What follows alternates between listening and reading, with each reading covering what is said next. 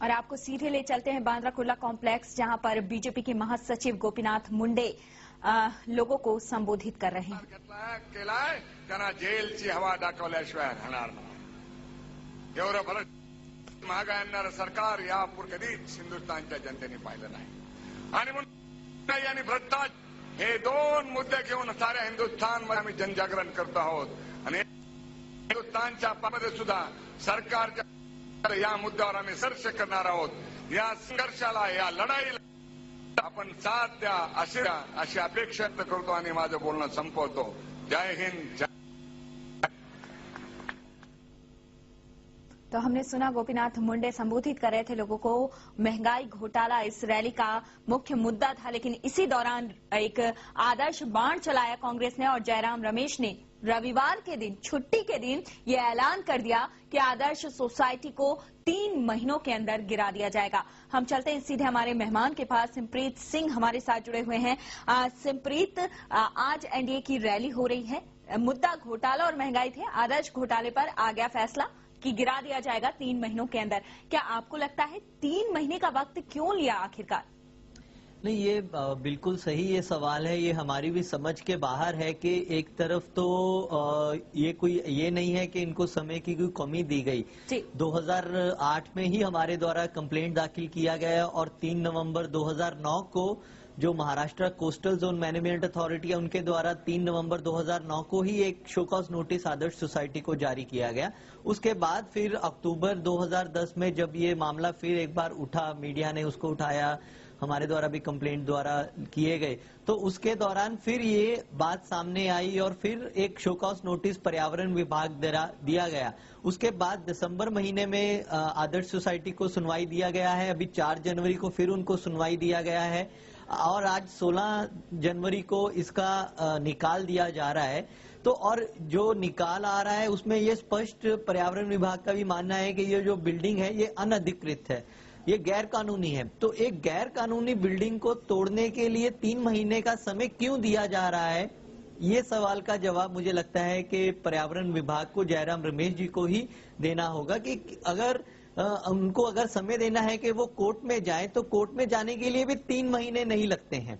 तो वो 1 हफ्ते में भी कोर्ट जा सकते थे। तो इतना जो समय दिया गया है, एक तरह से हमें लगता है कि इसको समझना पड़ेगा और इसके पीछे क्या कुछ कारण छुपे हैं, ये आने वाले दिनों में हो सकता है कि ये बात भी समय आए, समझ में आए कि ये 3 महीने का समय जो हमें लगता है हमारे अनुसार ये समय देने की कोई जरूरत नहीं थी और ये बिल्कुल एक तरह से गलत है, ऐसा हमें लगता है। हम चलते हैं सीधे संतोष के पास, वो पिटिशनर हैं। संतोष जी, क्या आपको लगता है 3 महीनों के अंदर बिल्डिंग गिरा दी जाएगी?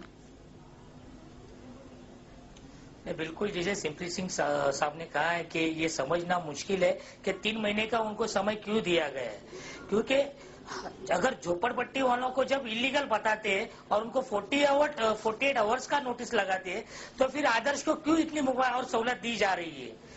क्योंकि आदर्श के बारे में आपने देखा होगा कि जो बिल्डिंग ये 6 मंजिली की थी, लेकिन उनको 104 मीटर तक उसको सहूलत दी गई, जिसमें कि उस वक्त के आयुक्त थे जयराज फाटक, और उन्होंने ये सब किया और उसके बल पे उनके पुत्र को सभासद किया गया।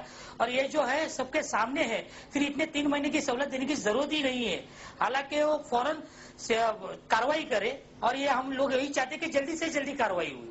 जी, मुख्यमंत्री जी ने संतोष आश्वासन दिया है कि जो भी नियम कानून के मुताबिक होगा उसका साथ दिया जाएगा, यानी बिल्डिंग गिरा दी जाएगी। लेकिन क्या आपको वाकई लगता है 3 महीनों के अंदर ऐसा कुछ हो पाएगा? क्योंकि 3 महीनों का वक्त बहुत होता है और बहुत सारी प्रोसीजर्स हैं जिससे गुजरना होगा अभी, और 3 महीनों के अंदर बिल्डिंग गिर जाएगी।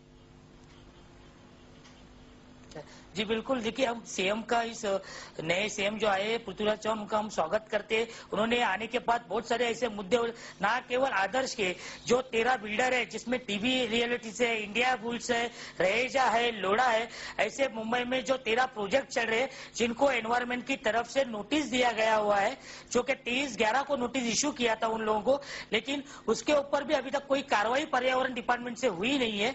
और हम लोग चाहते हैं कि इसके ऊपर कड़क से कार्रवाई इसलिए हो जाए ताकि पर्यावरण के साथ कोई भी अगर खिलवाड़ करता है, उसका उल्लंघन करता है, तो उसके ऊपर कड़ी से कड़ी कार्रवाई की जाए।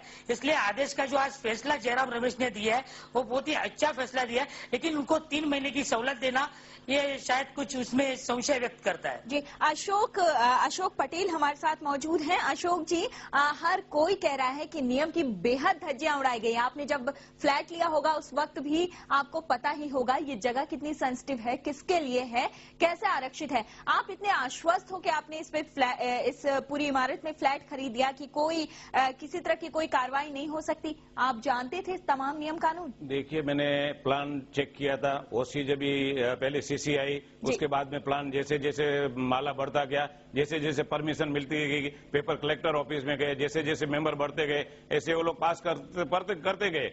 लेकिन मैं नहीं समझता हूं कि इसके अंदर कोई गलत काम हुआ होगा। गलत काम किया होगा तो भोगेंगे। जो जिसके गलत काम जिसने किया होगा कि मुफ्त में फ्लैट पड़ा है तो उसकी इंक्वायरी लगावे। लेकिन हम लोगों को क्यों इसमें घसेड़ा जाता है? आर्मी नेवी के मिलिट्री के ऑफिसर आज इतना 30 साल अपनी सर्विस दे के बैठे और उनके साथ में अन्याय करने को जा रहे हैं। आज बंबई में 90% अवैध बिल्डिंग है, उसको पहले गिरावे, उसके बाद में इसको गिरावे। हमारा कहना यह है।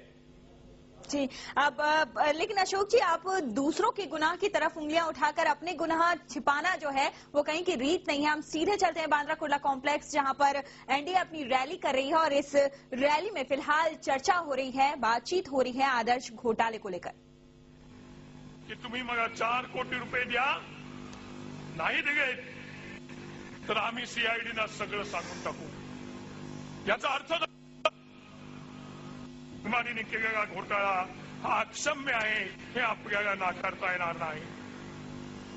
मुंबईच्या आदर्श इमारतीबद्दल आजच मी दूरचित्रवाणीवरती ऐकलं, तिला सांगितल्याप्रमाणे आपण या ठिकाणी मुद्दाम करतोय की ही इमारत तोडून टाकावी अशा प्रकारचं वक्तव्य यांनी केलंय।